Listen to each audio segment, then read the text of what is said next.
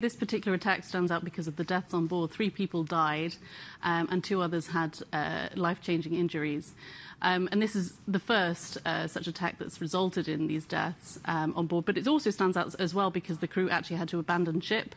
The ship was on fire and the crew had to flee onto essentially dinghies. The life rafts were only available because the lifeboats were affected by the impact of the missiles from the Houthis.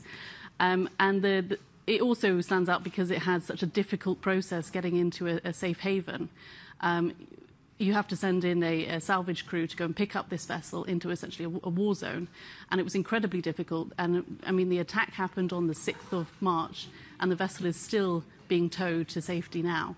There's a timeline of events in your story, and it's really incredible. I mean, this had to be painstakingly done by this rescue vessel, and they even had to fend off attacks on their own vessel, right? And then when they finally get there, there are things like barbed wire that these crew members have to get over. It's really an incredible rescue story, if you like. But what does it mean for what will happen next in the region? Because clearly efforts to secure the Red Sea by other countries have not worked.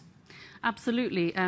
I mean, the perceived risk of that transit waterway is much higher. Perhaps the actual risk is the same. We've seen attacks consistently over the past few months, but just the fact that this has resulted in deaths on board, it definitely raises the perception of that risk, and that can affect crews, which a vast majority of crews are in unions, and they have protections allowing them to decline a route if they feel that it isn't safe. So it could affect crews, it could affect the shipping industry as a whole. Already the transit through that route is 70% down. It could go even lower. Yeah, and I mean, we had seen container shipping prices really escalate, and then they've been pretty volatile over the last couple of months. I'm just curious as to how it will affect the shipping industry more broadly. Absolutely. Costs are a huge issue. If you don't go through the Red Sea and the Suez Canal, you have to go all the way around the southern tip of Africa. That adds a huge amount of costs. It affects delays to shipping, which impacts everything that arrives by ship.